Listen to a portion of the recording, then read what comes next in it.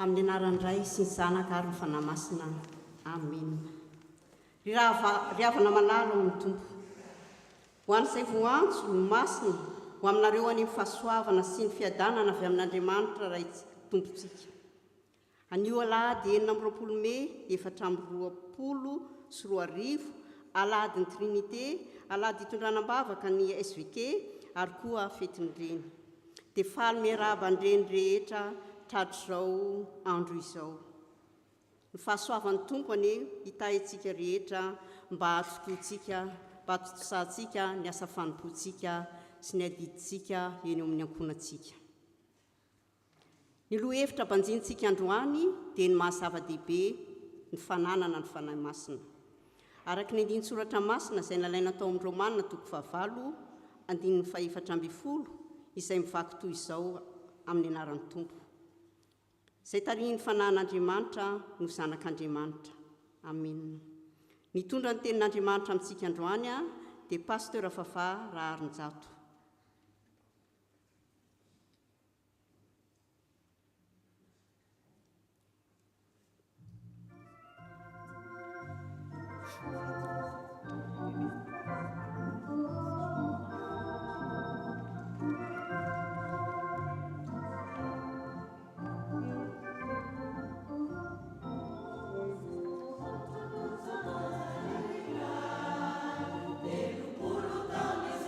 Fica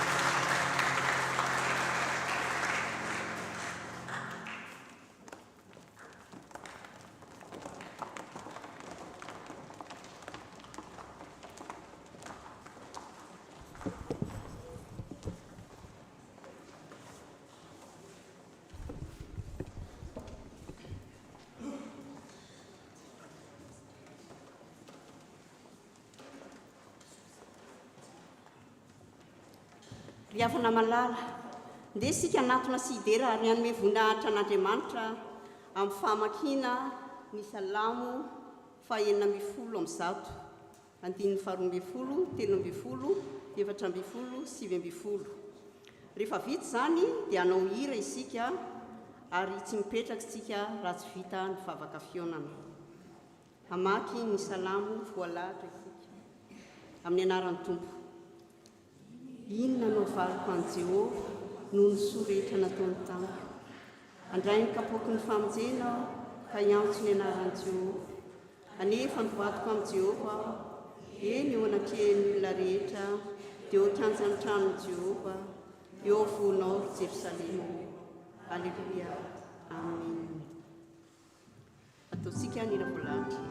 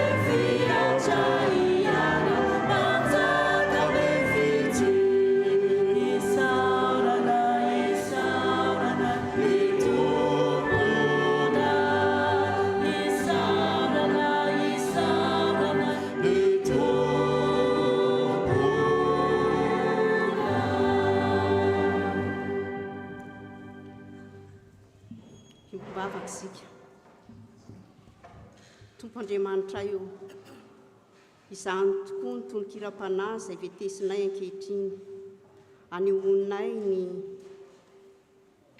fiderananao, fisaorananao, fanomezam-boninahitra anao, satria mendrika izany tokoa ianao. Saotranao no nanomezanao anay ty andro izay natokany fiangonana ho an'ny sampana vehivavy kristiana, hitondranam-bavaka ny sampana vehivavy kristiana ary ihany koa fetindreny. Misaotra tamin'ny fitantananao sy ny fimbinanao anay ka natratraranay izao farany volana Mey izao indray. Misaotra Tompo fa Andriamanitra be fitiavana tokoa ianao. anatanteraka izao fanompoana mpivavahana izao zay, ko mangataka ny fanahinao masina miaraha aminay ianao mba ho tafahoana tanteraka aminay ianao, ho tafatanteraka aminao zay amin'ny alalan'ny teny, ny hira sy ny vavaka, ary ny tenin'Andriamanitra izay hoentin'ny mpanomponao rehefa avy eo. Dia atreo sy taio izao amasino izao fotoana izao mba ho voninahitra ao izay rehetra ataonay eto, ka hitondra fanavozana eo amin'ny fiainanay, eo amin'ny fiainam-panahinay, amin'ny anaranao Jesosy Kristy, mpamonjy mpanafitra anay no angatanay izany. Amen. Amen. Afaka mipetraka isika.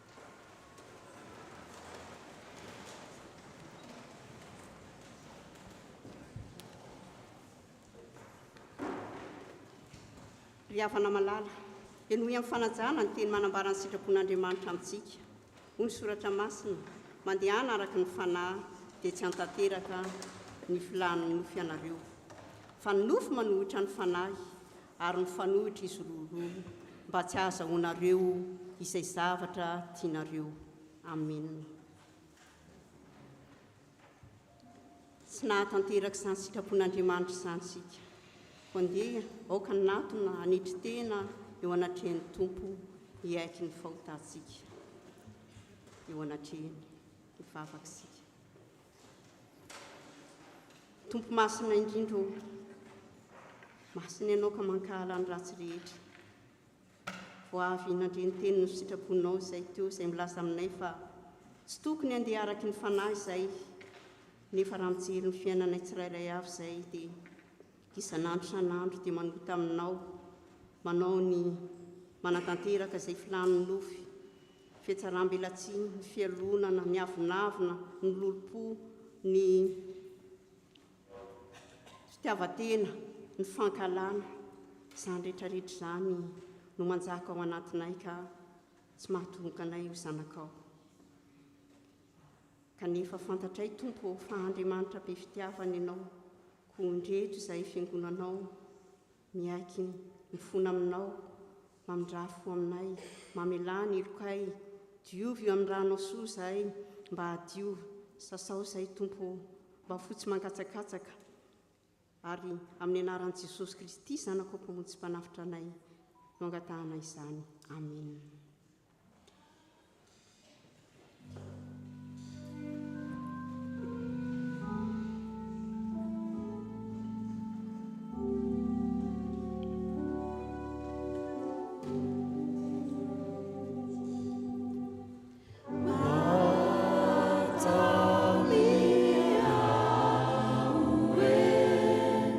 Three, two,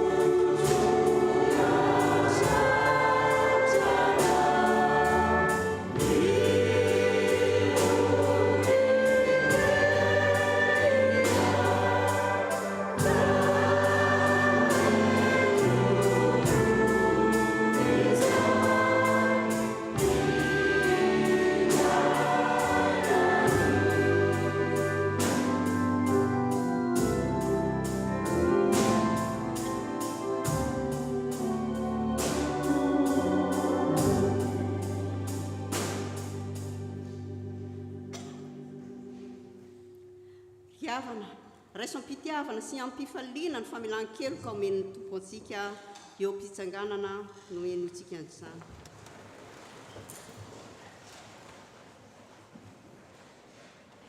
Hoy ny tompo, satria ninoanatra ianao ka nanetry tena teo anatreo, izaho efa niaino, aza matahotra ianao, efa nanavitra anao aho, efa niantso ny anaranao aho, ianao.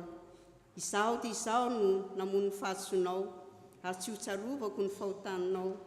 Voavelany ireokareo no ny anaran'ny masina miderany tompo. Amen.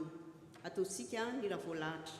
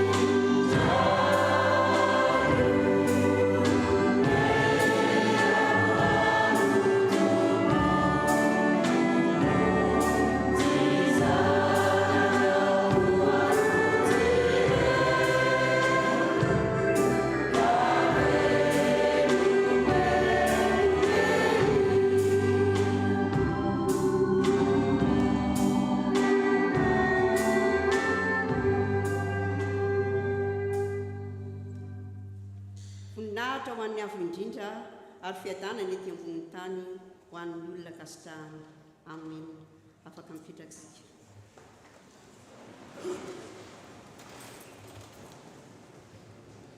Tonga eo amin'ny fotoana enoana ny tenin'Andriamanitra isika. Mialohan'ny hitsanganan'ireo tompon'anjara dia ataontsika ny ravoalahatra eo amin'ny fafana.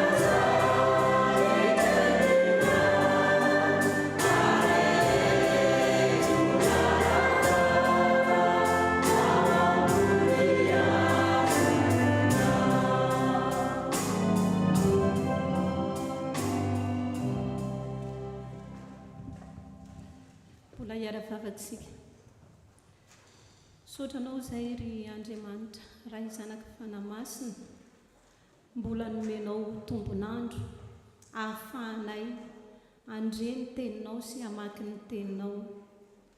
Mangataka ny fanahinao masina izahay ho aminay tsirairay avy izay henon'ny teninao, ary ho amin'ny mpanomponao izay hamaky ny teninao sy hitondra ny hafatrao. Aza misy feo hafa orenay afa-tsy ny feonao Tompo, dia mitenena Tompo amin'ny mpanomponao fa voninay eny izahay. amen.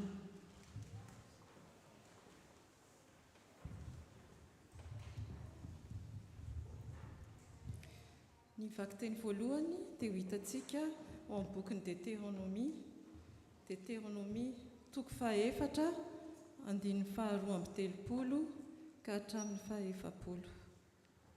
Amin'ny anaran'ny Tompo. Fanontany io ange ny andro lasa izay teo alohanao hatramin'ny andro izay namoronan'Andriamanitra olombelona tetỳ ambonin'ny tany ary hatramin'ny fahavodilanitra manodidina, raha mba nisy zavatra lehibe tahaka izany na mba efa nisy re tahaka izany. Moa efa nisy firenena nandre ny feon'Andriamanitra ny teny tao amin'ny afo tahaka ny efa renao ka velona ihany. Moa efa nanandrana handeha haka firenena ho azy avy amin'ny firenena hafa va Andriamanitra amin'ny fizahan-toetra sy ny famantarana sy ny fahagagana sy ny ady sy ny tanana mahery sy ny sandry na injitra ary ny fampatahorana lehibe arak'izay rehetra nataon'i Jehovahandriamanitra reo ho anareo tany Egipta teo Masinao. Ianao no nampahitany izany mba hahafantaranao fa Jehova no Andriamanitra fa tsy misy afa-tsy izy. Avy tany an-danitra no nampandrenesany anao ny feony hananarana anao ary teo ambonin'ny tany no nanehoany anao ny afony lehibe ary ny teniny efa renao avy tao afovoan'ny afo. Ary satria tia ny razanao izy ka nifidy ny razana mandimby azy, dia izy no nitondra anao nivoaka avy tany Egipta tamin'ny heriny lehibe, androany eo anoloanao firenena maro izay lehibe sy mahery noho ianao, mba hampidirana anao sy hanomezana anao ny tany ny olova tahaka ny amin'izao anio izao. Koa aoka ho fantatrao anio ka tsarovy ao am-ponao fa Jehova no Andriamanitra any amin'ny lanitra ambony sy etỳ amin'ny tany ambany ka tsy misy afa-tsy izy. Dia tandremo ny lalàny sy ny didiny izay andidiako anao anio mba hita soa ianao sy ny taranaka mandimanao ary mba ho maro andro ianao any amin'ny tany izay omeny Jehovahandriamanitra ao anao mandrakizay.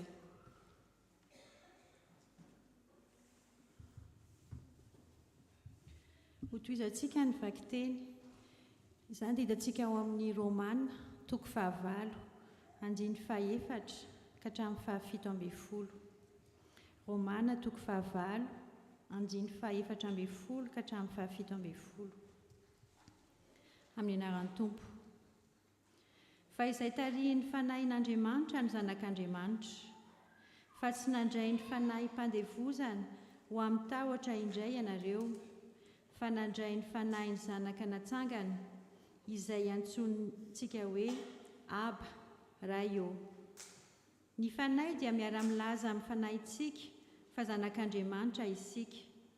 Ary raha zanaka dia mpandova, eny, sady mpandova an'Andriamanitra ho mpiray lova amin'ny Kristy koa, raha miara-miaritra aminy isika mba hiara-manam-boninahitra aminy koa.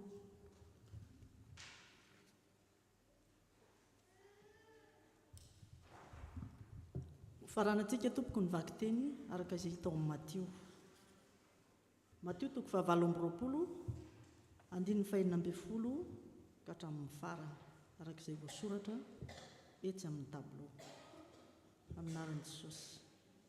Ary ny mpianatra iraika amby 10 lahy dia nakany Galili ho any amin'ilay tendrombohitra nasain'i Jesosy alehany. Ary noho ny nahita azy izy ireo dia niankohoka, nefa ny sasany dia nisalasala. Ary nanantona Jesosy dia niteny taminy hoe, efa nomena ny fahefana rehetra any an-danitra sy etỳ an-tany, koa mandehana ianareo dia atao mpianatra ny firenena rehetra, manao batisa azy ho amin'ny anaran'ny Ray sy ny Zanaka ary ny fanahy masina, sady mampianatra azy hitandrina izay rehetra nanditiako anareo.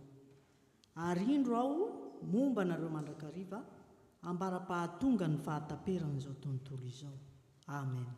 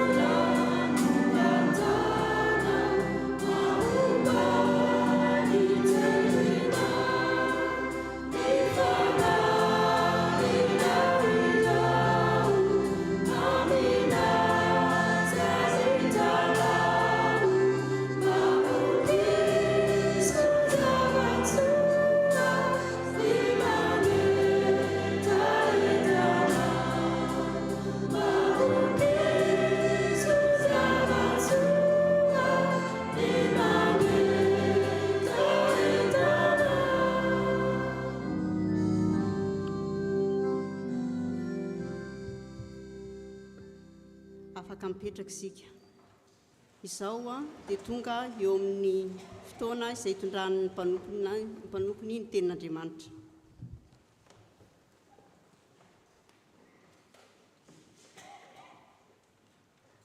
Ry havana malalo amin'ny tompo, ampitomboana mandrakariva amintsika tsirairay avy mpianakavin'ny finoana eto amin'ny FPMA Aix-Marseille, ny fahasoavana ny fiadanana avy amin'Andriamanitra ray ary Jesosy Kristy tompontsika. Alady ny Trinité androany ary alady ny SVK izay misy antsika FPMA Aix-Marseille ary miaraba ihany koa ny renirehitra tratra izao andro natokana ho fetiny izao.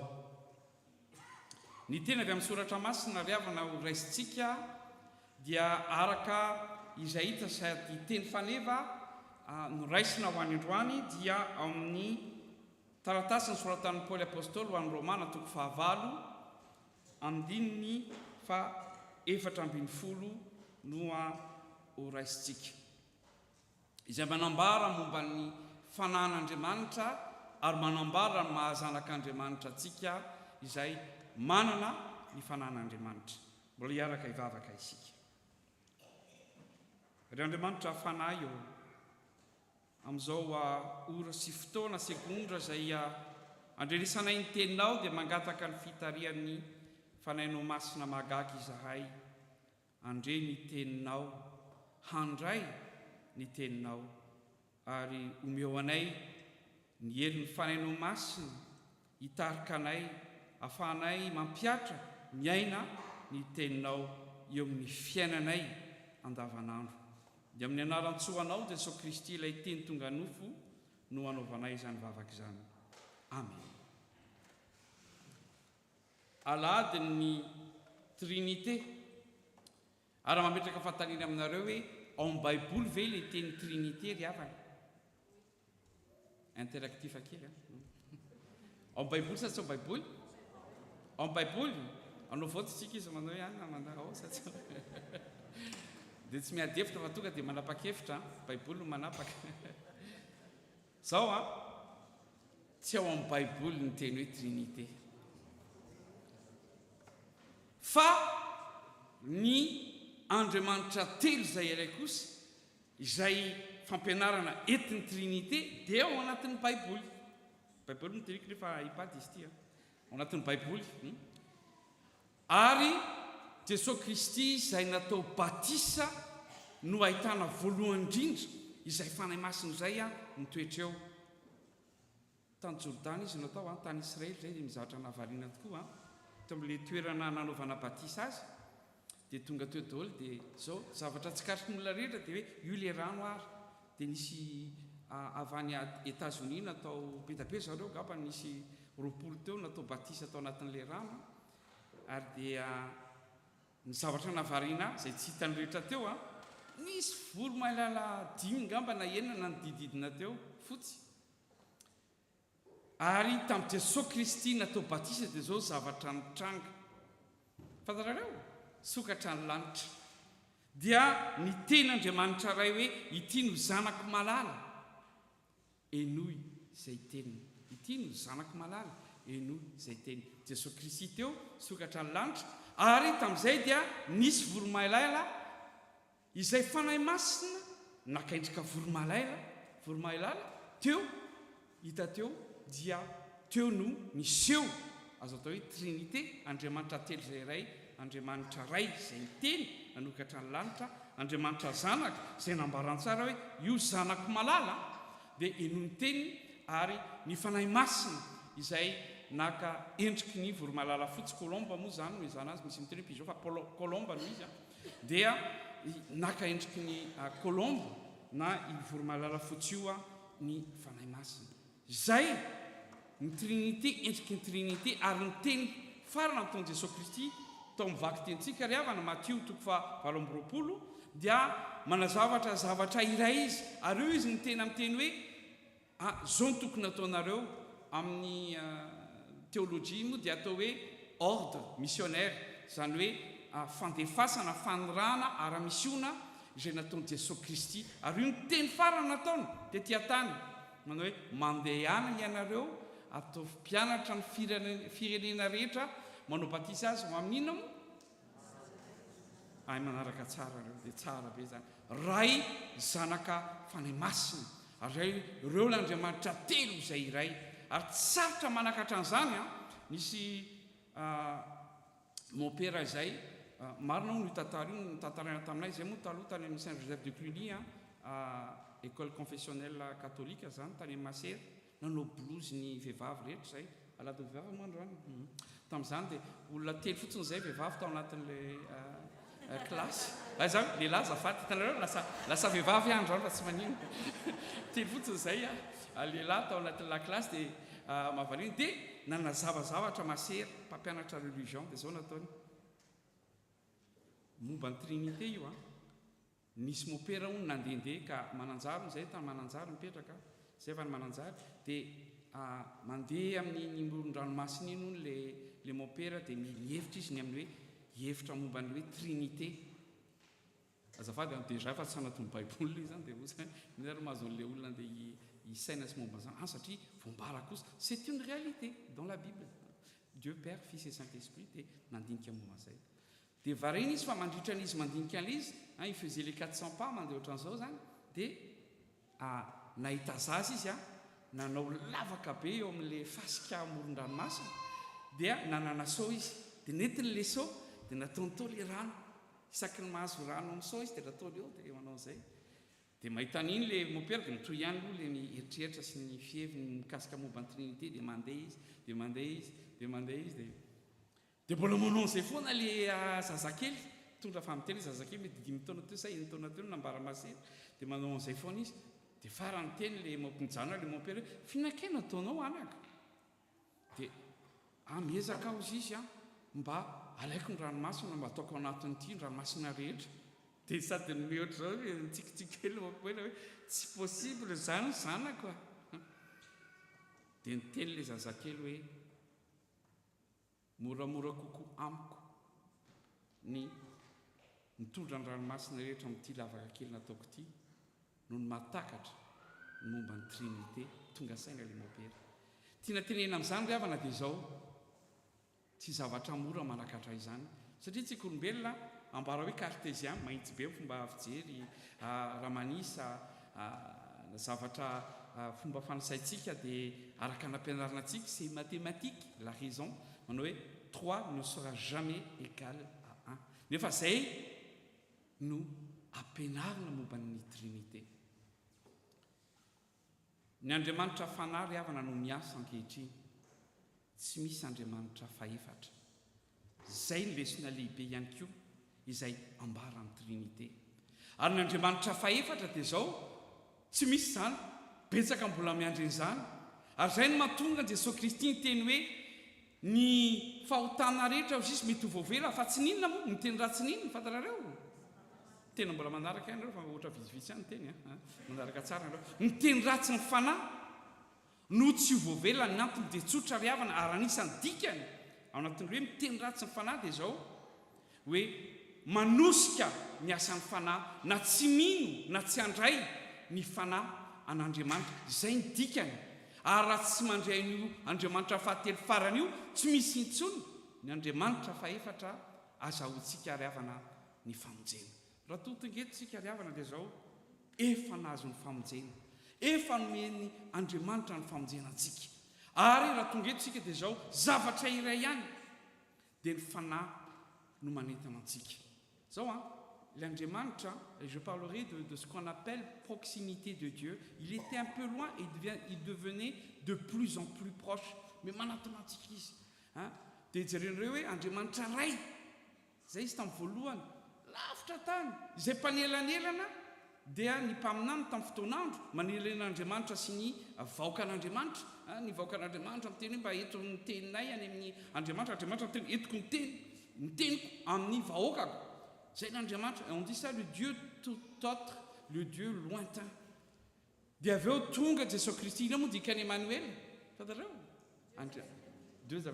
misy manaraka tsara amintsika Andriamanitra zao mimanakaiky naka endrik'olombelona izy ary miaraka amintsika hitatsika mais jusque là c'est quelque chose d'encore objectif alizy c'est objectif dika zay dia hoe mbola hitatsika ohatran'izay ohatran'ny baiboly dia objectif io tsy trovantsika le izy io hitatsika io fa l'Andriamanitra fanahy tamin'ny tonga tamin'heriny dia zao lasa Andriamanitra aty anatitsika plus que la proximité Dieu est en nous amin'ny teny grika misy an'le hoe en adresse en et qui veut dire dans à l'intérieur en nous izay le fanahy masina ary zay mahatonga antsika manao hoe iza moa Andriamanitra miasa amin'izao fotoan'izao na amin'ny fiangonana na amin'ny tsiraray na amin'ny isatokantrano na amin'ny sampana anatin'izany ny sampana vehivavy sekreteritsika vehivavy efa sampana vehivavy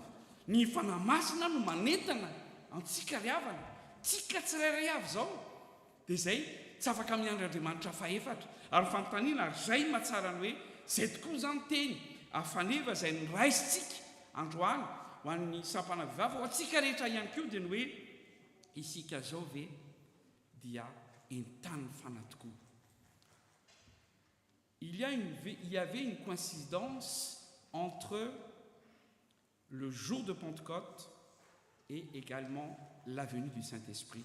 Mahatonga azy Pentecoste mino fa fantareo mino fa voaranareo ny toloteny tamin'ny heriny mahatonga azy Pentecôste dia zao fête des semaines 7 semaines qui 7 fois 7 zaho tsy mahisa firmo 49 plus 1 ça fait 50 dikan'ny Pentecôste 50e donc 50 jours après Pâques ary zay mihitsiny no nankalazainy jiosy tamin'ny fotoanandro ary hatramin'izao anisan'ny fety lehibe Shavuot ny anarany dia zao mankalaza nanomezan'Andriamanitra ny lalàna tamin'ny alalany Mosesy ary dia misy dikan'izay ho antsika raha atanantsika ny fanan'Andriamanitra dia zao tsy nitaperina tamin'ny apokalypsy marina fa ny boky zany hoe baiboly zay nanantsika dia tapitra apokalypsy mino fa mitapitra apokalypsy ny baibolitsika rehetra nisy ny teny ohatra tsisy apokalypsy ny baiboly tsy hitany fotsiny zay izy le farany atao tsisy nyzany atao baiboly nijereny tany alelan'ny tany apokalypsy farany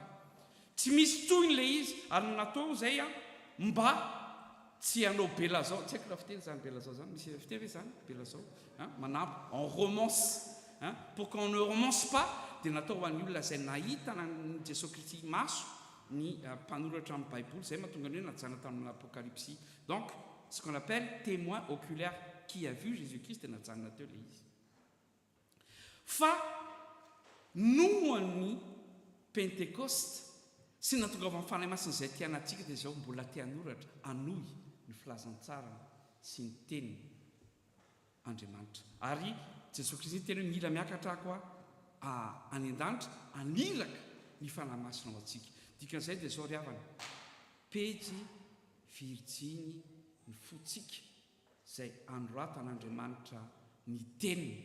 Et là, ça ne devient plus objectif, c'est devenu subjectif.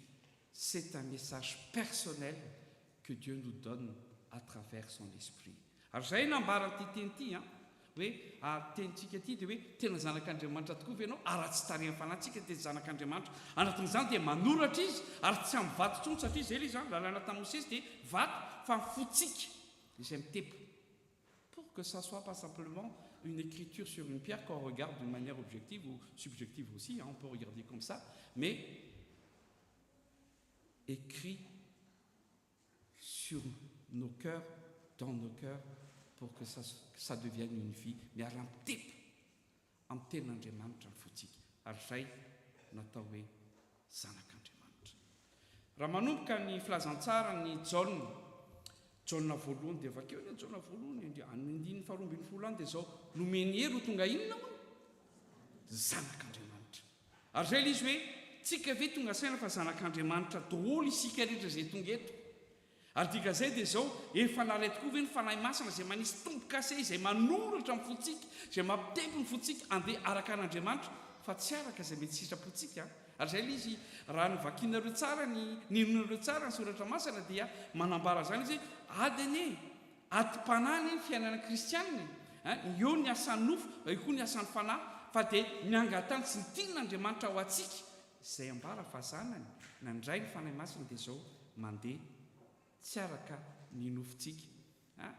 Fiteny moa mandeha manao zay dany kibony zafady niezakany mba tsy ho hita ny kiboko androany fa tsy hita moa izy ity fa mandeha araka ny fanahy, tsy mandeha araka izay mety tiako sy heveriko.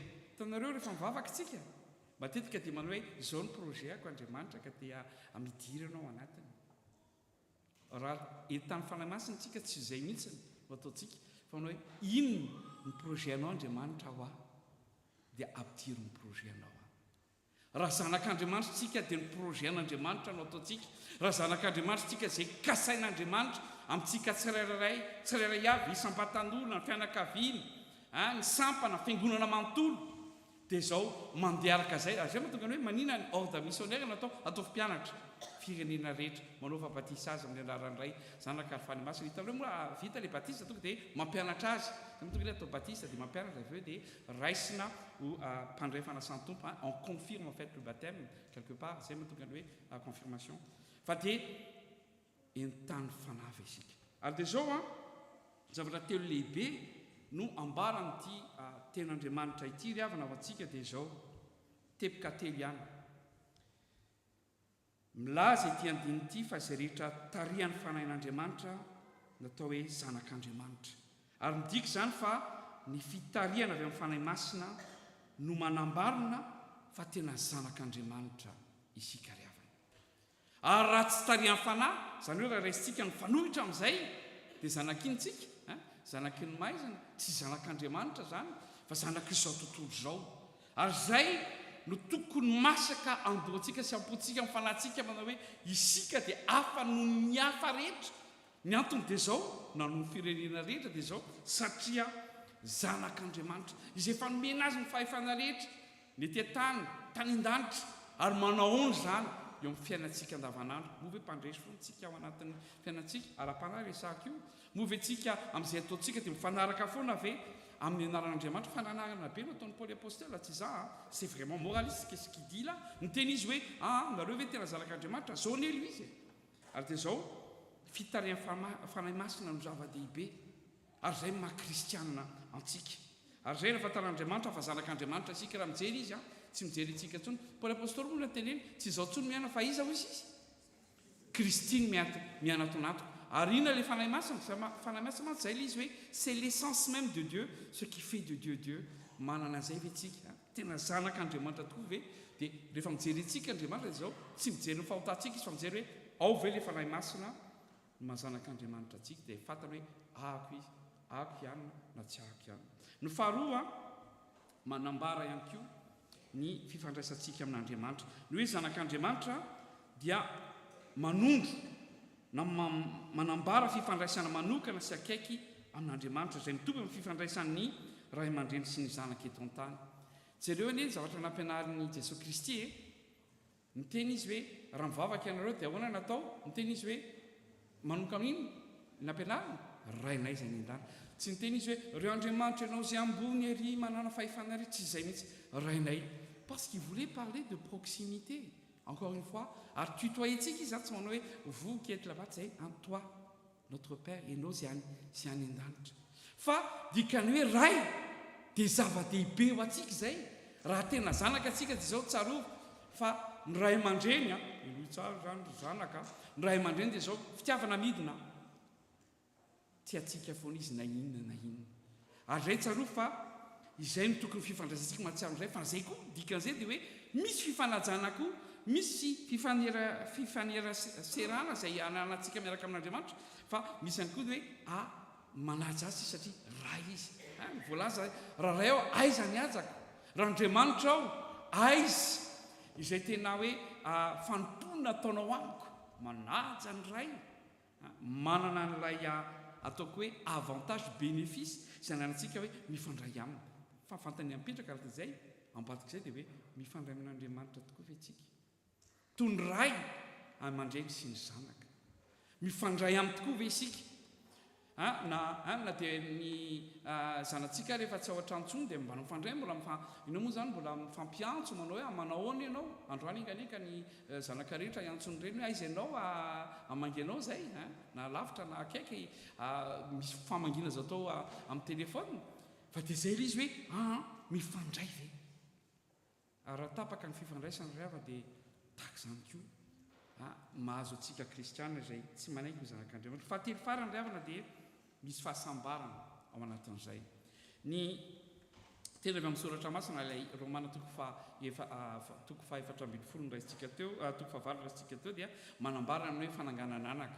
Fantarao hoe fananganana anaka? Adoption. Raisin'Andriamanitra isika ho zanany amin'ilay lalana atao hoe fananganana anaka na hoe adoption. Nous sommes tous des enfants adoptés. Tonga ny hoe pourquoi on parle de son fils unique? Il est unique en son genre. Jesosy Kristy ihany no hafa satria avy hatrany dia naterany tahaka izao. Fa tsika koa naterany tamin'ny fanahy masina izay tianantsika. Dia izao fahasambarantsika dia izao mpiara-pandova amin'Andriamanitra izay rehetra ananany, izay izy ihany. Ohatra ny paster iray teny milliardaire aho izy, jerena moa anarehetra ohatran'ilay fiara nefany azafady dia hoe milliardaire hono izy dia gaga hoe ay ity nitenena hoe zako izy izy mpiara-pandova. Ary mandova voalohany indrindra ny maha-Andriamanitra azy noho ny vokatry ny fanahy, ny fitiavana, ny fifaliana, ny fiadanana, ny tsetra. Izany no vokatry ny fanahy ao anaty. Fa mpandova ihany koa ny fiainana mandrakizay. Ary zay manao hoe tokony hoe sambatra ve ianao androany, malala fa tena zanak'Andriamanitra miara-mandova. Hitanareo moa ny efa quand on hérite, l'héritage en fait, on ne peut pas déshériter en France du moins un enfant. Natoin ny fitiavana sy fitiavana ny zanaka dia izao on ne peut pas tsatsika taony tsy manome lovo ho an'ny ankizy raha eto France c'est la loi. Fa zao afaka mandà kosa les zanaka. Parce que quand on n'hérite pas simplement de l'actif, d'atao actif zavatra anana, mais on hérite aussi du passif. Mety hoe misy trosan'ilay ray aman-dreny dia izaho mahalala zanaka mihitsy manao hoe alolo sy mandray izay fa tsy fantatra hita mety ho tsara ny pasifa fa le activa fa le pasifa tsy fantatra jerena. Ary firifiry no manao hoe na sy mauvaise surprise mito andray zany dety dia ahoana nandoavana an'io. Fa Andriamanitra kosa raha manome antsika dia manome zavatra tsara. Andriamanitra tsara, Andriamanitra manao tsara, Andriamanitra tsy manana dety fa efa nalohany daholo izay tokony detintsika rehetra, zanak'Andriamanitra tsika ry havana. Aoka izany no ampiteraka tianantsika fifaliana manan'Andriamanitra ho tompo sy mpamonjy antsika. Fifaliana mandray ny fanahy masina ho tonga zanak'Andriamanitra tokoa omeny hevy, ary fifaliana mpiara-pandova amin'i Jesosy Kristy zoko be antsika ny zavatra rehetra any an-danitra sy ny fahefana na ity an-tany. Dia mirary antsika vehivavy rehetra reny tratra ny fetiny reny, mirary antsika tsirairay avy anana izay fifaliana izay mahazanak'Andriamanitra antsika ry havana. aoka ny fanahy no hitarika atsika ary hitarika atsika tokoa araka mahazanak'andriamanitra atsika ho voninahitra andriamanitra irery ihany. Amen.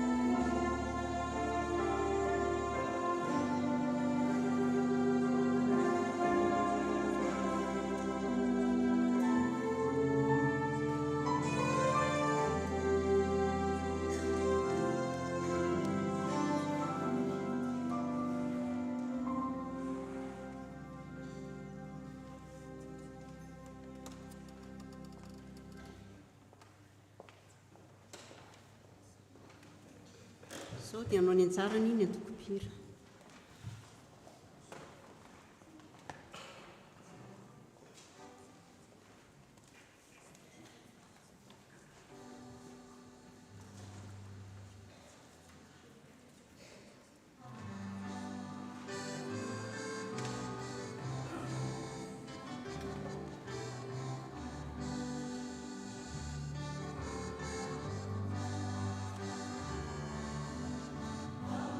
Bella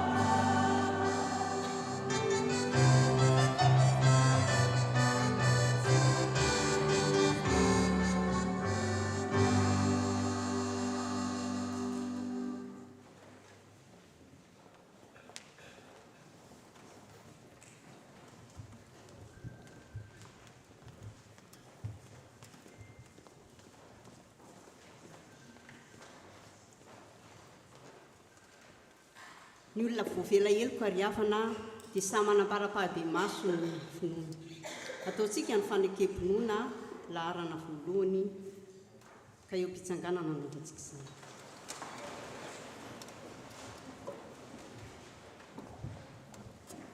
mino an'Andriamanitra raitsy toa fanao ny lanitra sy ny tany ary mino an'i Jesosy Kristy zanany lahy tokana tokontsika izay nitolotoloana tamin'ny fanahy masina nateraky Maria Virjiny nizatra nanafaka tompolahy nomboana tamin'ny hazo fijaliana matika nalevi nidina tany amin'ny fiainantsika sangana tamin'ny andro fahatelo niakatra ao an-danitra mipetraka eo ampanan'Andriamanitra raitsy toa avy any lehibe tsara vela sy ny manta nino ny fanahy masina fiangonana masina maneran'ny zao tontolo izao fiangonana ny olona masina famelan-kely fitsanganany tena maty ary ny fiainana mandrakizay amen. Afaka mipetraka isika.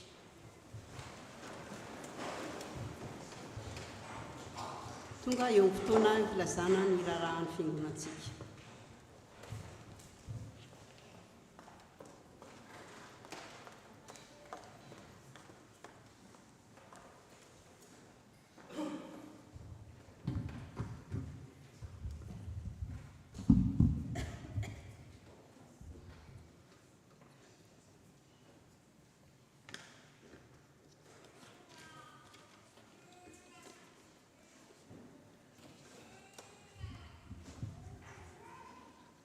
Amin'ny fifaliana ny araban'ny FPMA ny reny rehetra bonne fête maman na ny eto an-toerana na ireo izay manaraka antsika amin'ny tambazotra. Andriamanitra reo any ampitombo anareo ho ary fitoraka izao ka hitahanareo arak'izay efa nolazainy taminareo Deutéronomie 1 verset 11.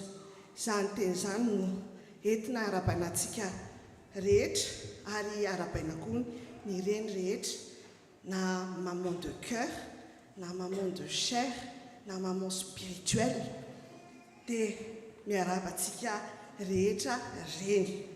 Miaraba anao koa manaraka ny YouTube sy Zoom. Misaotra ny taty antaka zava-matratritsika nitarika antsika tamin'ny fitaompivavahana ary misaotra ny pasteur Rafaly Mananarin-Dranto nitondra ny tenin'Andriamanitra fampaherezana androany. Misy présent kely avy aty amin'ny FPMA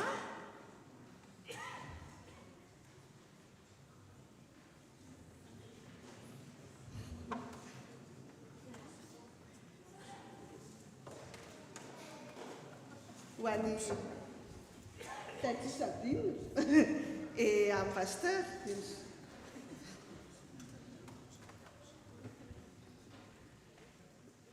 Tati, elle est là.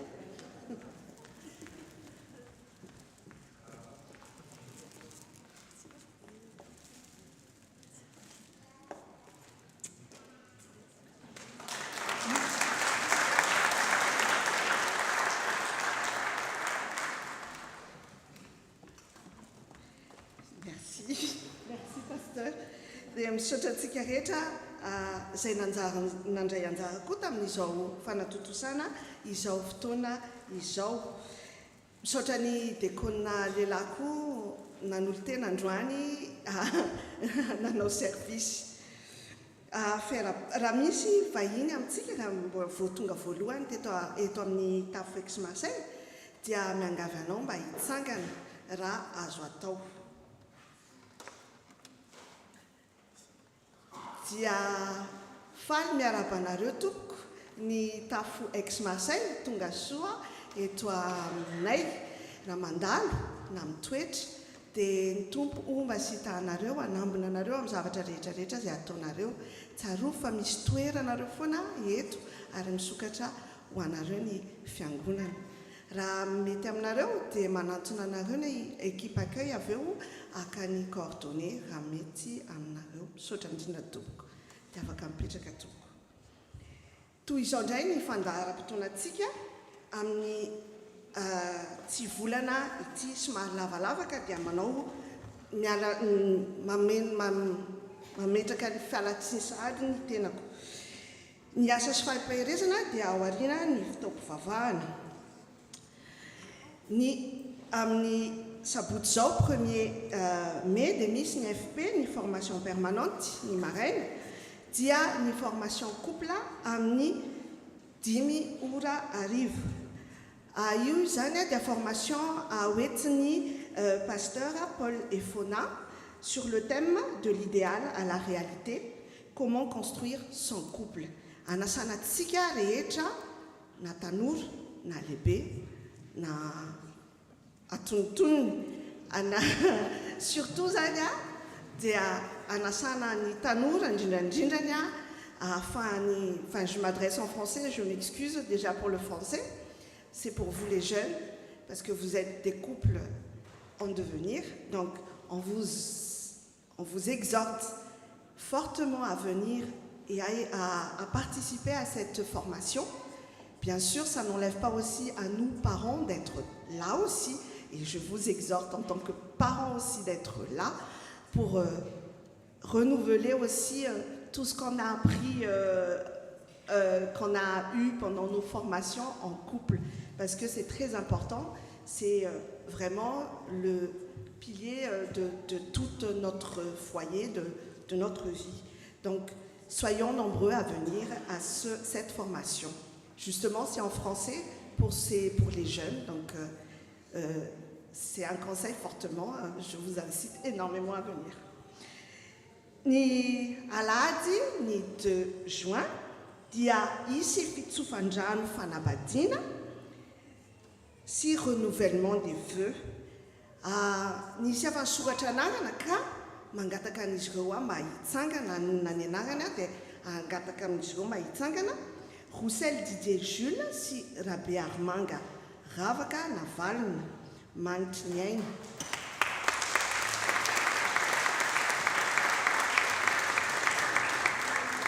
Adrien Jean-Yves Alain sy Rabe Armanana Tolona Fanjaniaina.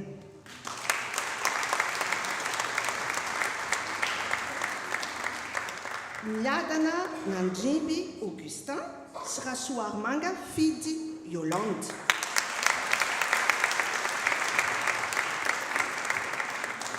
Razafy Matratra Anta sy Nirina.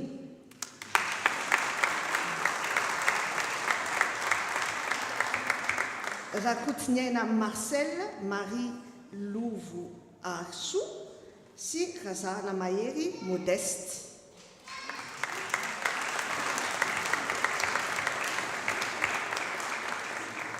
Ralimby Manana Gérard sy Tativlolona.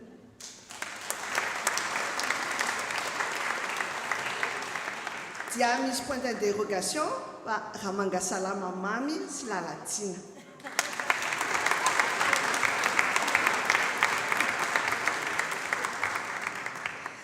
Dia fahasoavana lehibe ho antsika no miaraka hifaly amin'izy ireo amin'izao fitsofandrano renouvellement fa navoazana ny vœu any mariagen'izy ireo ka dia amin'io andro io zany misy agape après ny fotoana izay ataontsika eto ka manasantsika hisoratra anarana mbola ho alefantsika amin'ny lien amintsika tsirairay avy amin'ny WhatsApp. Ny fahasoratana anarana dia ny jeudi à midi. Araka ny teneniko teo hoe c'est une bénédiction pour nous de recevoir d'avoir ces mariés dans notre église et c'est la première fois. Donc du coup, c'est à nous, église, ce jour-là. On ne vient pas juste parce qu'on est invité et puis quand on est invité, on vient, on n'a rien, quoi. Mais là, il faudra quand même pour nous, comme c'est une bénédiction, donc partager un repas avec eux et apporter notre repas. Donc, on vous sollicite à venir nombreux et partager ce repas avec eux, apporter notre repas. Il y aura des inscriptions, il y aura tout envoyé sur WhatsApp pour cela. Ne vous inquiétez pas. Donc, jeudi à midi, ni farani inscription. Ni kultakusa dia manunka ni fula ura. Pas à 10h30, mais à 10h. Ni fasivni fulana kusa dia misy ni graine de moutarde. oentina mbola oentina antsika eto ny andinidininy ny 15 ny volana ny atao ny hetsika ny sampana zany dia garden partie avec une surprise. Ny 19 ny volana ny culte fin d'année ny s'écoulé lahady ary ny 17 ny volana kosa ny culte communique zay manomboka amin'ny 3 ora tolakandro eto amintsika. Ny 17 volana kosa dia ny culte de l'hospitalité zay horaisintsika ohatrany mazatra dia mandray ny fiangonana rahavavitsika avy any Aix tsika amin'ny andro io. Toy izao ny rakitra tamin'ny voaray tamin'ny andron'ny Pentecoste, total 2803 €, 3073 € avec les prémices. Ny équipe finance dia voninahitra any andray ny voaloham-bokatra etsy aoriana ary manentana antsika ry havana malala anatanteraka izany satria betsaka ireo asa miandry antsika. Misy koa ny rakitra ery ariana ny terminal bancaire dia afaka ataontsika zany dia etsy ariana no afaka manatanteraka izany itsika. Dia afaka koa na mialohan'ny fivirina alohan'ny fitoam-bavaka na après ny fitoam-bavaka zay ahafahantsika manao anazy mba tsy alafan'ny ny lahatra. Dia afaka koa tsika mampiasa ny QR code PayPal eny amin'ny seza misy atsika. Dia manentany ihany koa amin'ny appelany souscription ny fiangonana zany dia ilayntsika koa anohanana ny fiangonana. Normalement, on a jusqu'au 30 mai pour les impôts. Donc, zay mila reçu fiscal dia angaviana anatona ny équipe finance. Ankalalahana nanaovantsika ny masque ary ny fanontanana etsy aoriana dia atoizantsika hatrany. Ny fampitanana ny fitaovam-bavahana amin'ny Zoom dia mitohy hatrany. Isaky ny reto ny alefantsika amin'ny fafana eto ny fotoana hebdomadaire atsika isaka herinandro. Amafisy kely fotsiny isaky ny alahady amin'ny 10 ora misy ny fianarankiratsika eto feu 4 araky ny zay natombokontsika tamin'ity taon'ity. Dia ny diakona miasa amin'ity volan'ity dia amin'ny volana jona dia ny groupe A sy ny C ary fanadiovana amin'ny fiangonana amin'ny asabotsy zao 1er juin dia anjaran'ny sampana rehetra sy ny fiangonana. Vaovao avy amin'ny sampana ny s'écoulé lahady. Ny répétition s'écoulé lahady dia ny 8 juin amin'ny 2 ora ka hatramin'ny 4 ora ary ny dimanche 9 juin après le culte. Il demande donc de prévoir un encas pour les enfants. Voilà, ny concert aniako dia efa en ligne nanomboka omaly sa androany. Vaovao régional. Ny sampana fifoazana FPMA Nice dia mankalaza ny 10 taonany ka manasa ny FPMA Manontolo ny asabotsy 8 juin ny 4 ora amin'ny tantara antsehatra miaraka amin'ny fiarahana amin'ny sakafo hariva rakitra no tanterahana amin'izany. Ary ny fitaovam-bavahana ny 9 juin amin'ny 3 ora sasany ny fitaovam-bavahana arahana asa sy fampahirezana. Izany dia anasana manokana ny FPMA Aix-Marseille satria ny section fifoazana Aix-Marseille zany nanokatra ny section ny fifoazana Tagnianisy. Vaovao 13 Emada filazana Manjo. Andriamatoa Hery Rabearso sy ny fianakaviana dia namoy ny reniny tompoko vavy Rasoloarinaivo Florentine ny 15 ny volana May teo ny fandevenana dia nitotosaina tany an-tanindrazana ny zoma 4 ny volana May. Ny famangena dia ho tanterahana rafatafaverina i Andriamatoa Hery Rabearso. Aoka isika hitondra mambavaka fianakaviana. Androany koa no tanterahantsika ny famangina ny fianakaviana Rajanson Philippe sy Randriamy Seza Toky tamin'ny namoizany ny rahalahy ny tompoky lahy Raobinimanana Lucien Claude Faralay Tsina. Filazana teraka tantely amam-baona moa no fiainana ka dia nisy niteraka voninahitra any amin'ny avo indrindra ho an'Andriamanitra ary fiadanana hoe tsy ambony tany amin'ny olona akasitrahany. Luka 2:11. Izany tenin'ny anjely izany no entinay misaotra an'Andriamanitra sy ilazainay amintsika fa tonga soa ny zanakailahy Ramanambe Doriana Saloy Iaroniaina faly izay nizara izany hafaliana izany ary samy salama tsara na ny reny sy ny zaza famille Ramanambe. Afaka miteraka tsika?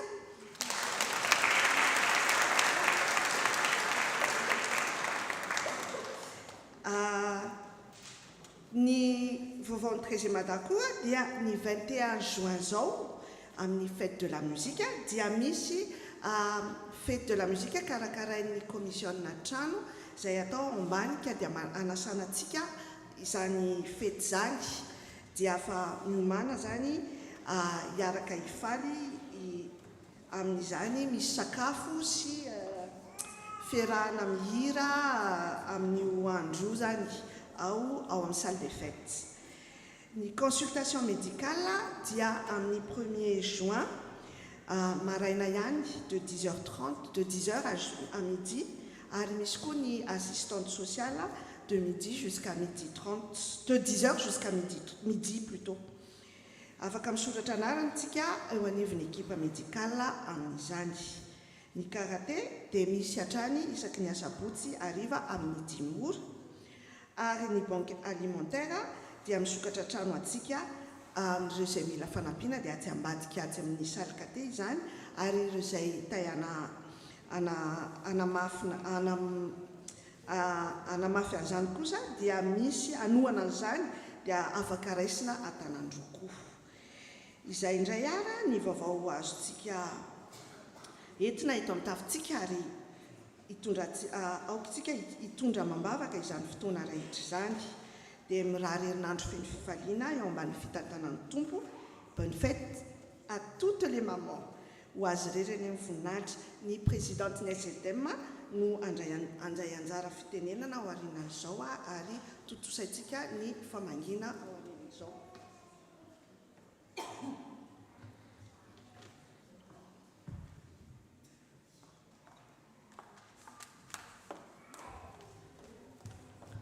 Je vous salue au nom de notre Seigneur Jésus-Christ. Donc tout d'abord, gloire à Dieu parce que la rencontre régionale de Saint-Bonzabamanen qui a eu lieu hier s'est très bien passée. Et un grand merci à tous ceux qui nous ont aidés dans l'installation, l'organisation, le service, le SACAF et le rangement.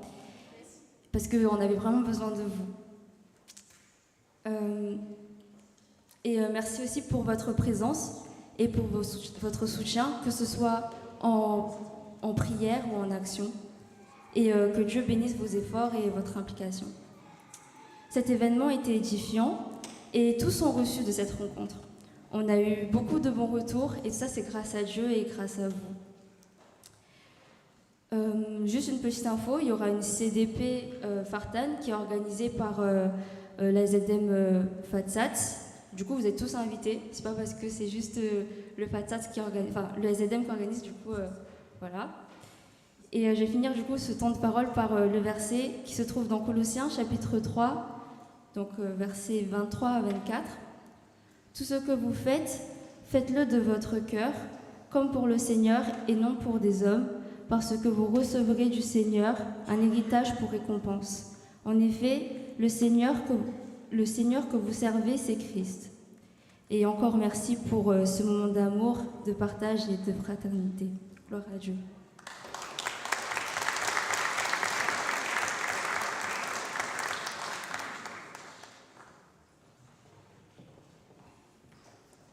Sao dia anao nisaka trano fiangonana sika. Sakana ny tompona famankina zany azafady.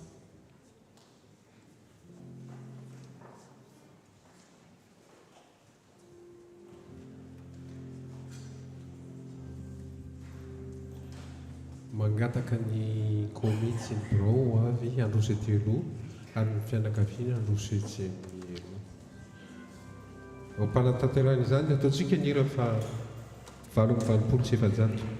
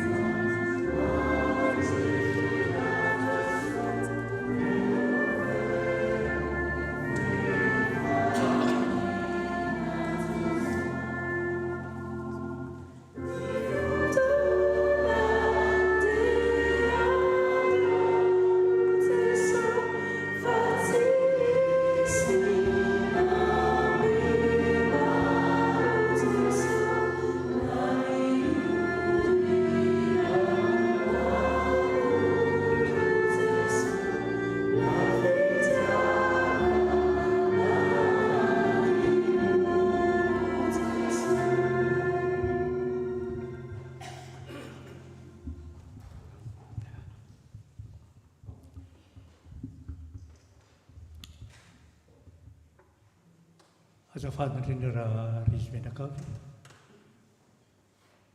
Voalohany indrindra dia mankataka ny fiangonana hitsangana hanao famakiana ireto avantsika ireto.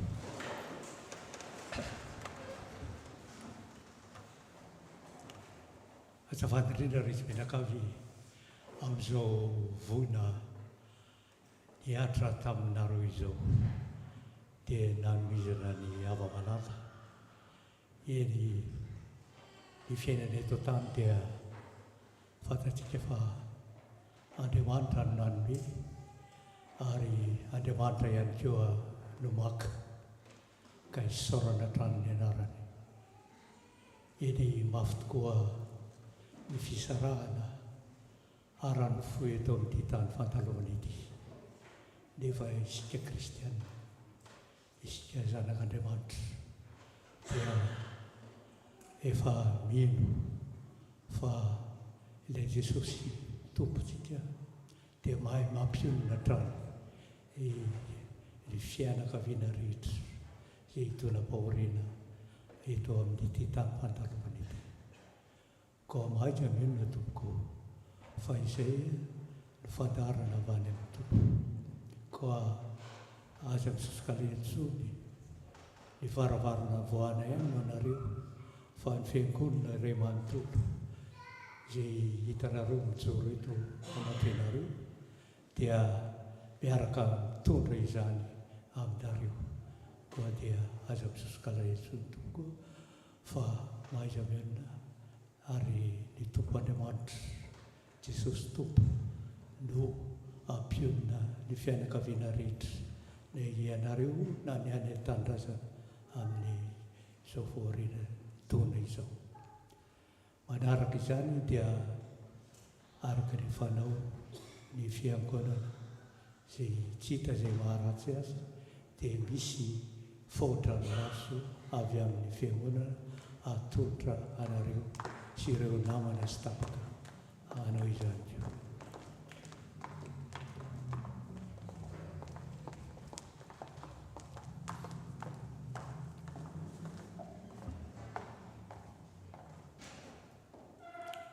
Ary tsy feno izao famantiana izao raha tsy hitatsika etsika ambavaka. Hiaraka hivavakantsika tao.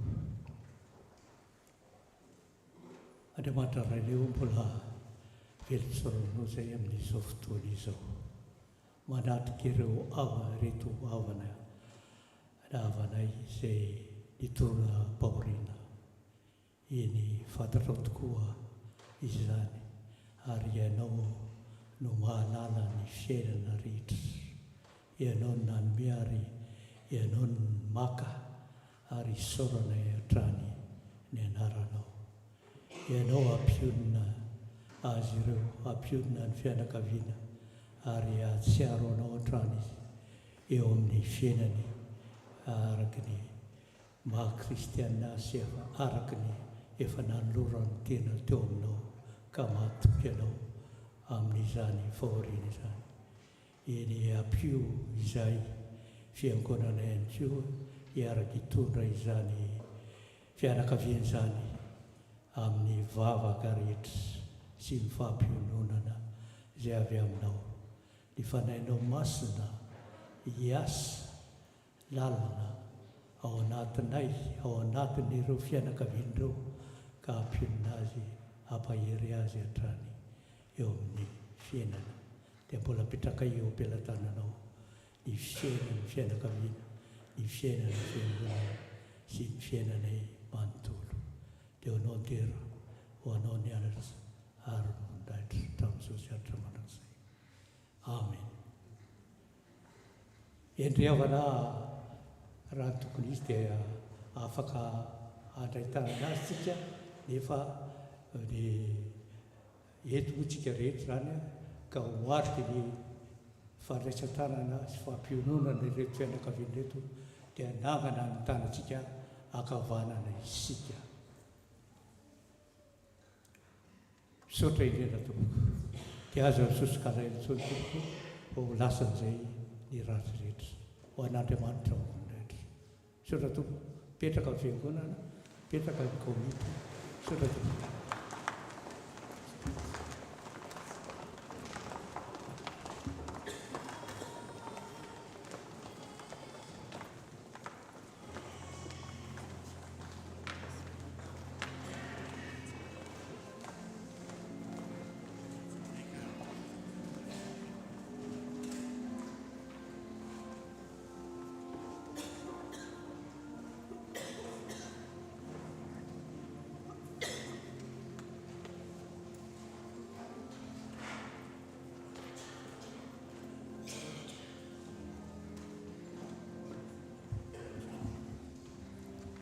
Izao dia tonga eo amin'ny fanaovana ny vavaka-trano ka hitsangana ny tokony anjara noho izany.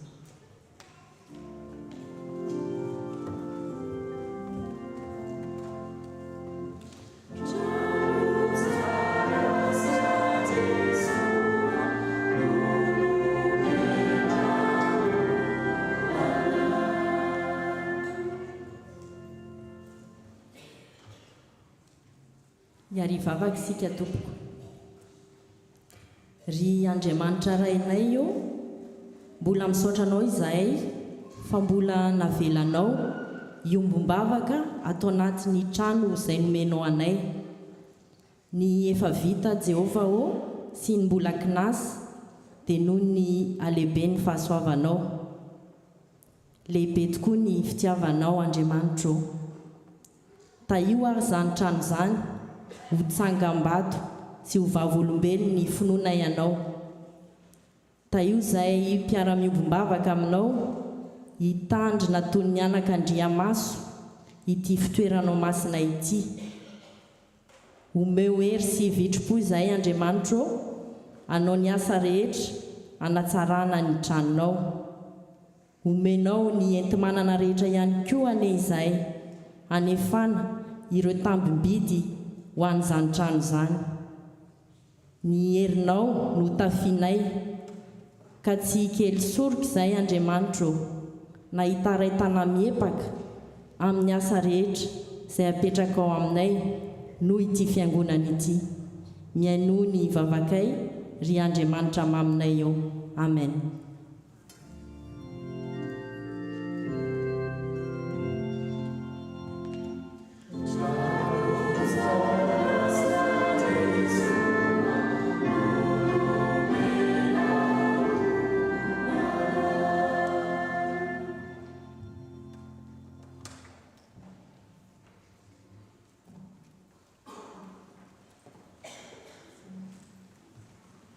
Izao dia tonga eo fotoana hanaovana ny rakitra ka ataontsika ny hira izay voatondro eo amin'ny fafana.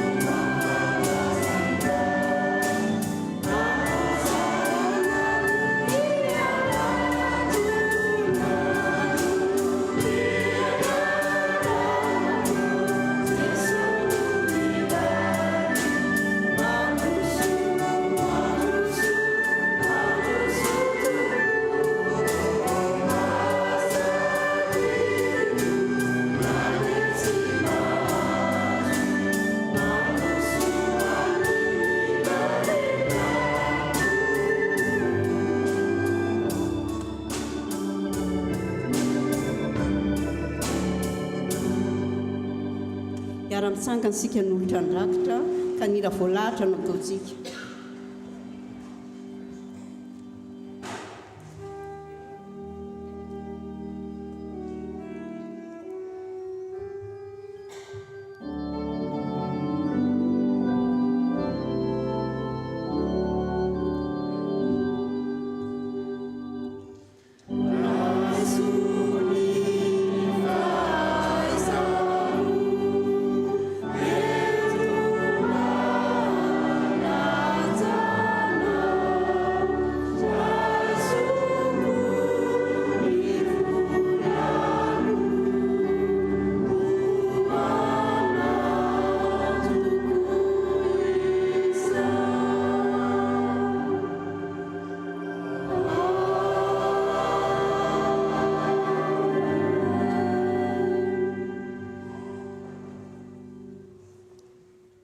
Afaka mipetraka isika.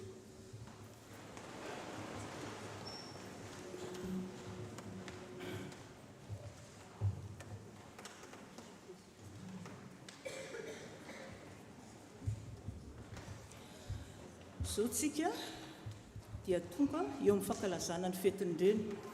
Voalohany indrindra dia faly miaraba antsika reny rehetrarehetra izay tonga manatrika eto sy izay manaraka antsika amin'ny YouTube.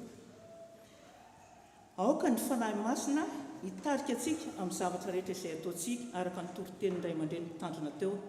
Ka mba ho fisaorantsika an'izany, mangataka ny vehivavy rehetra izay tonga eto hiaraka hitsangana anao ny hira misaotra anao zahay.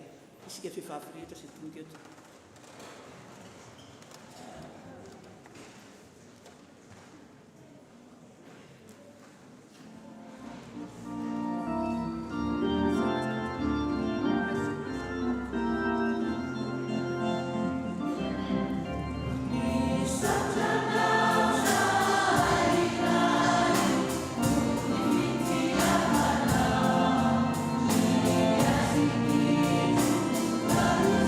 Thank you.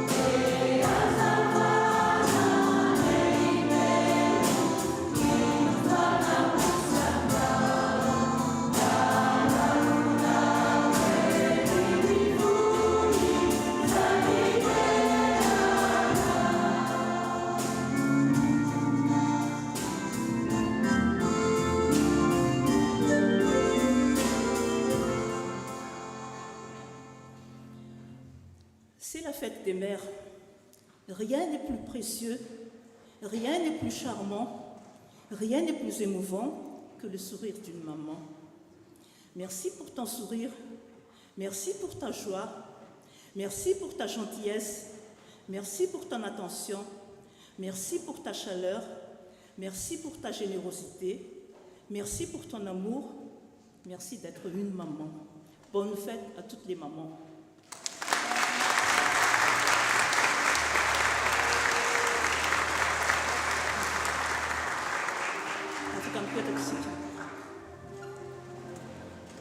Kamba ho fanamarihana izao andro izao dia misy cadeau kely atolotra avy aty amin'ny sampana SVK.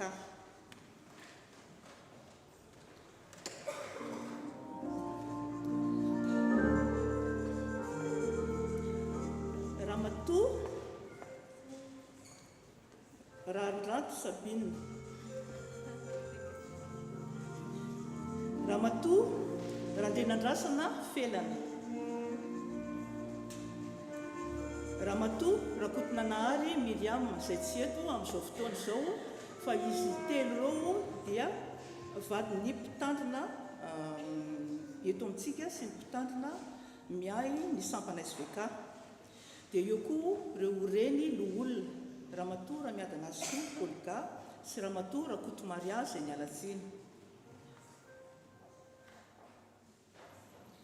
Dia farany ireo reny filoha, Ramatoa Ravelojona Kajy sy Ramatoa Razafy Mahatratra Ianto.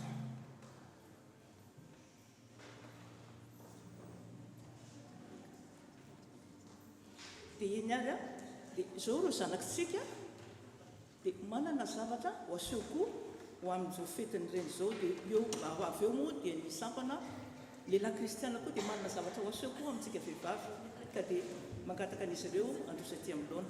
Saotra tompoko.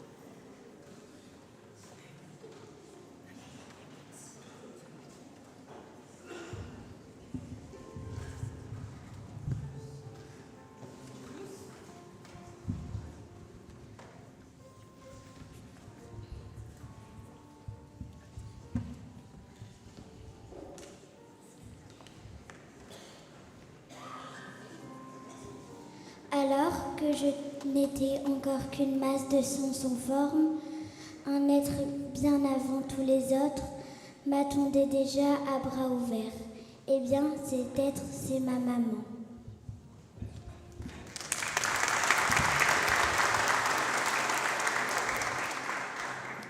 Alors que tout bébé, pendant la nuit, je pleurais et gazouillais comme un oiseau, un seul être se levait pour me calmer affectueusement.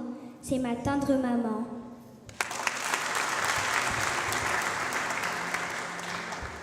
Alors que je faisais mes premiers pas à l'école et que je découvrais les voies de la sagesse, une seule personne se penchait à mes côtés pour veiller à ce que je fasse mes devoirs. C'est mon incontournable maman.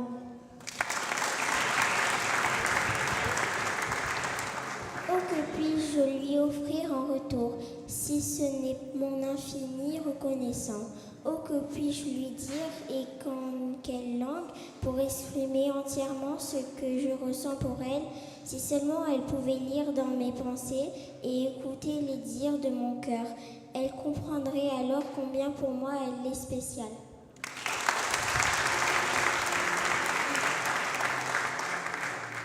Ô Dieu, sois loué à perpétuité pour cet amour incroyable que tu as institué entre une mère et son enfant, car ce sentiment n'est pas terrestre et dépasse tout entendement humain.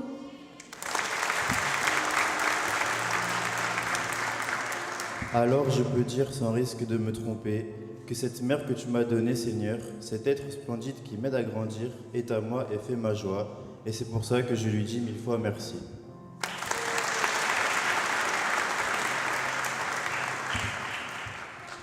Je vous invite à prier. Seigneur, nous te confions en ce jour les mamans, les femmes. Garde-les sous tes ailes. Conduis leurs projets et protège-les contre les ruses du mal. Préserve-les des maladies. Garde-les en très bonne santé. Seigneur, permets aux mamans de vivre dans ton amour véritable, cet amour qui essuiera les larmes, cet amour qui donnera du courage pour continuer à avancer dans la tranquillité. Que leur quotidien soit rempli de joie et de paix. Merci pour leur vie. Amen.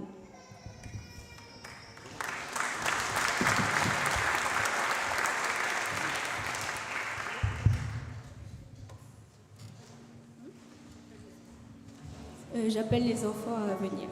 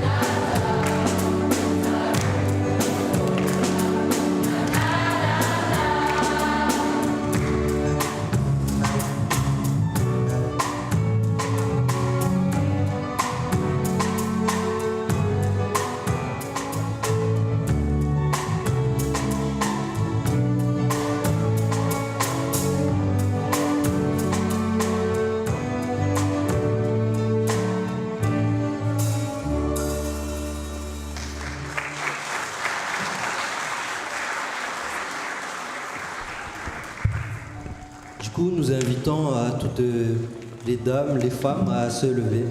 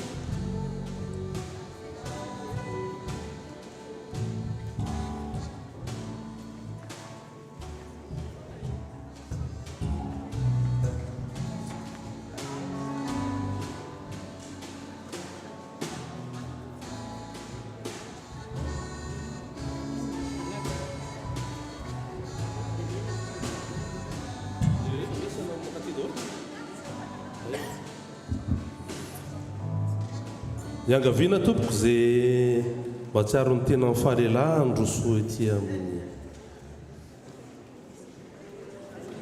sotra tompoko.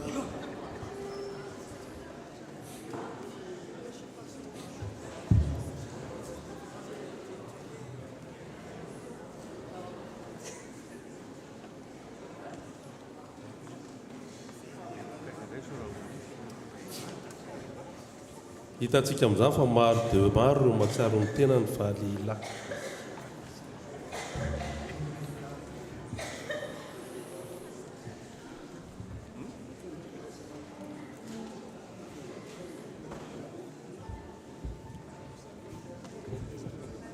Makaria.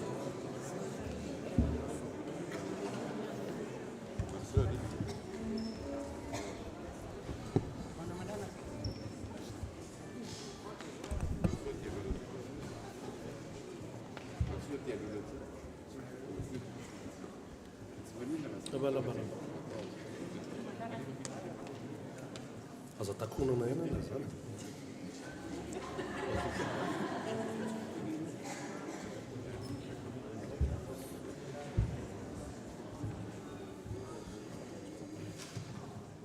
Ny anay angamba aloha nareo mipetraka nareo reny efa maro ny andraikitra sarinareo dia aleo nareo mba mahaina kely. Ampianaka amin'ny finoana anjaran-drano mamelona voly, anjaran-drano koa ny mamelona ny olona, fa anjaranay lehilahy eto kosa ny misaotra nareo reny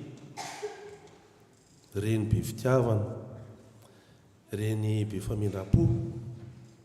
Tsy ho lava resaka aho satria somary feno ny fo, fa ny zavatra ho teneninay dia misaotra an'Andriamanitra name anareo reny, satria matoa zay lehilahy ohatr'izao, matoa zahay ray dia noho anareo reny, nareo no kitapon'ny finosana. Ka araka ny teniko teo tsy ho lava resaka aho satria feno ny foko fa dia misaotra an'Andriamanitra tsika nanome anareo satria misaotra an'Andriamanitra izahay nanome anareo ireny satria nareo ny tena fanomaizana lehibe azonay avy amin'Andriamanitra. Ary mijoreto izay mba hanolotra tsy hoe ny eo amin'ny mahalelanay akory fa hanolotra hira ho anareo vehivavy mahatsiaro ireny rehetra ary mahatsiaro ireo reny izay efa nandao antsika dia misaotra ny tompo amin'ny zavatra rehetra. Ny hira ataontsika zany zao dia ny hira fanampiny valo amby fahotolo Andriamanitra fitiavana satria Andriamanitra dia fitiavana ary nareo reny dia fitiavana. Misaotra tompoko.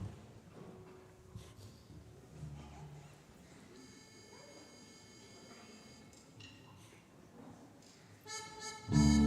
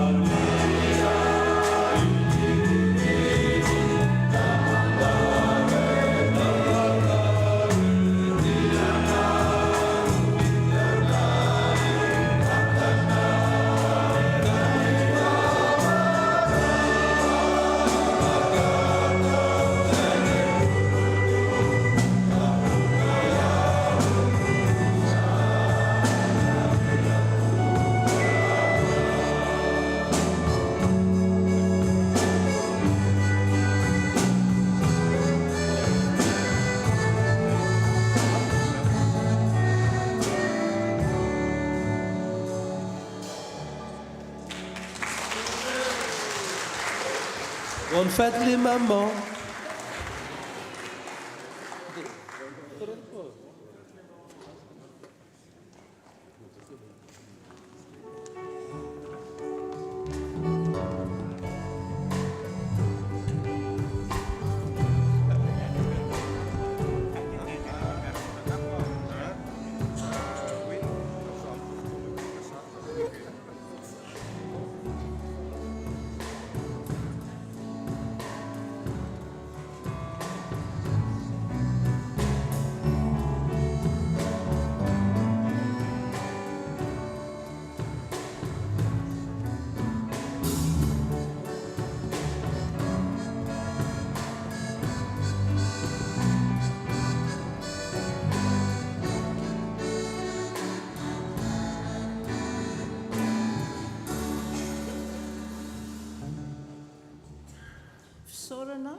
fisaorana lehibe dia lehibe no atolotra antsika rehetra amin'izao fankalazana ny fetiny reny izao.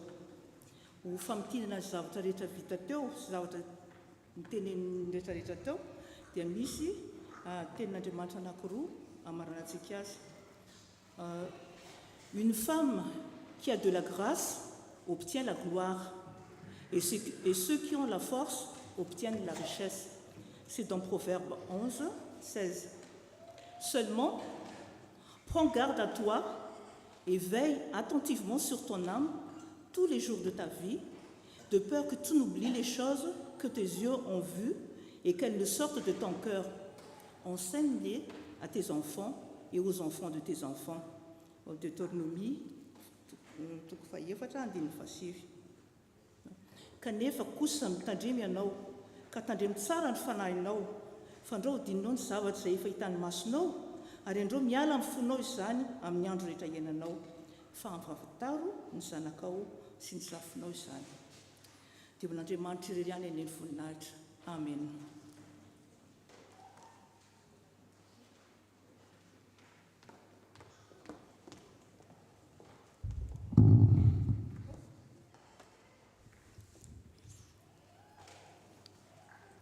Saotra an'Andriamanitra sika ry havana fatateraka somatsara izao fanompiovana izao.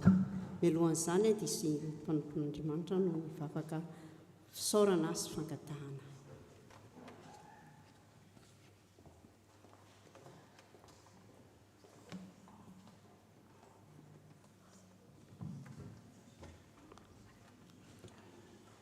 Iaraka hivavaka isika. Misaotranao izay Tompo noho izao andro ankalazana n'Andriamanitra ray sy zanaka ary fanahy masina.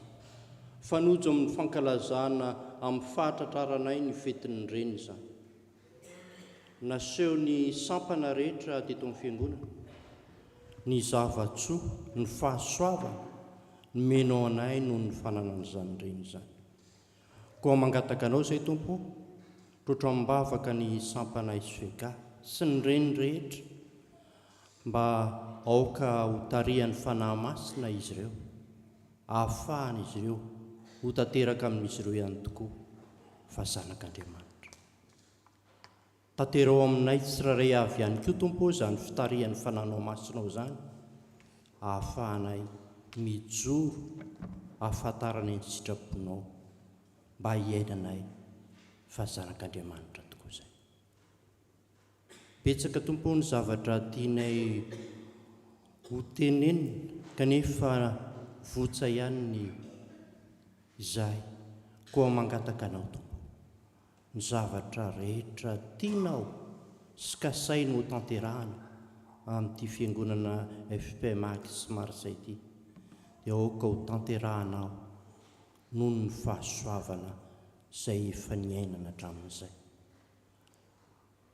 Ameo azy ireo ny fahendrena izay avy aminao. Ameo azy ireo ny fanetreteny. Aoka iaina ny arabaky teny Tompo, ny fitiavana izay tianao iainanay zanakao. Ka hiala aminay ny fihetsaram-belantsika, hiala aminay ny fialonana, hiala aminay ny zavatra tsy mety rehetra, fa aoka ny zavatra izay mifanaraka amin'ny sitraponao kosa Tompo no iainanay sy velomanay amin'ny fotoana ho avy rehetra. Apetrakay aminao ny tompona ndraikitra rehetra amin'ity fiangonana ity, nomboka mpitandrina sy ny vady aman-janana, ny filohan'ny fiangonana sy ny komity ray manontolo, ny sampana velona rehetra eto tompo. Entina mbavaka manokana ihany koa pasteur Randrato Farimanana mivady izay mitondra ny hafatra ao tamin'ity andro an'ity. Tsy adino tompo ireo olona lalovan'ny fahoriana, na ny olona manatrika eto izany na tsy eto, dia oka mpahafantarona izy ireo fa inoana ifanandresy izany fahafatesana izany ary manantena ny fionan'ireny afa-malala reny izay amin'ny fotoana izay hiverenanao. Tompo, vavaka manokana ho an'ny tanindrazanay izay dia Madagasikara. An'ity herinandro ity dia isy fotoana lehibe no andrandraina any amin'izao fotoana izao. Misy tompo no tsy samiteny amin'izany zavatra izany, nefa izay dia tiany tanindrazanay ka entinay ambavaka manokana izany fifidianana izay atao amin'ny larobia ho avy izao. Tianay tompo io tanindrazanay io, ko meteza ianao androsaka ny fanahinao masina amin'ny olona tsirairay avy isam-batan'olona, ka oka ny fanahinao masina no hitarika amin'izy ireo, ka oka ny sitraponao ho tanteraka any. Izao tontolo izao izay misy anay tompo, indrindra fa ity firenena izay lalovanay ity dia mandalo zavatra sarotra rahateo. Tsisy zavatra azonay atao fa tsy entinay ambavaka aminao izany. Ary izany vavaka ny tanterahana izany dia farananay amin'ny vavaka nampianarinao anay manao. Rainay izay ny an-danitra, moasinona ny anaranao, ho tonga ny eny fanjakanao, atao ny sitraponao ety an-tany taky ny an-danitra. Meo any anio izay anina sazo anay, ary mamela ny elokay tahaka ny namelanay izay meloka taminay. Aiza mitoranay amin'ny fakapanahy, fa manafahany amin'ny ratsy, fa anao ny fanjakana sy ny hery ary ny voninahitra mandrakizay. Amen.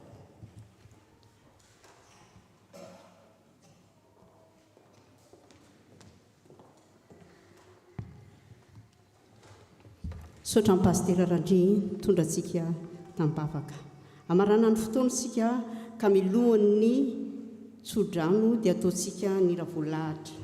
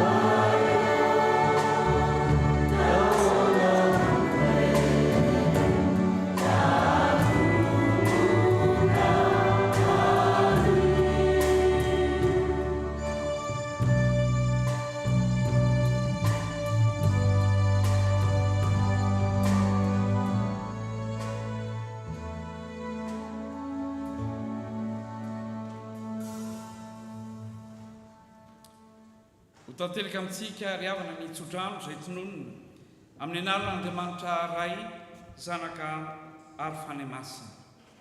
Ny Andriamanitra ny fiadanana ane atanteraka amintsika amin'ny tsara rehetra anao ny sitrapony ka hiasa ato anatsika ny fanahy masina ampitombona ny finoana ny fanantenana ny fitiavana ireo telo izay mitoetra ankehitriny ary mandrakizay amen.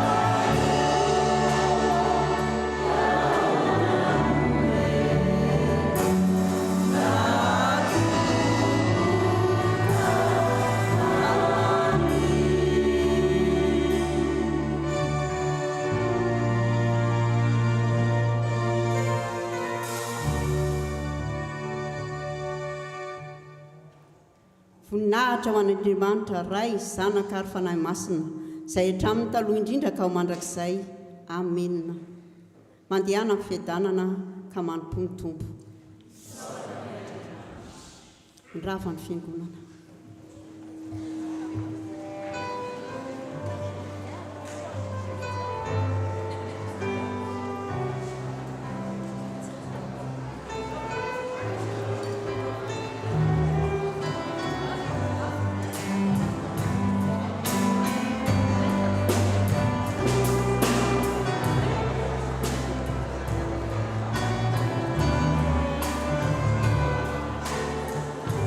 Misy moa ny asa sy fampaherezana ho antsika izay maniry hanatrika izany.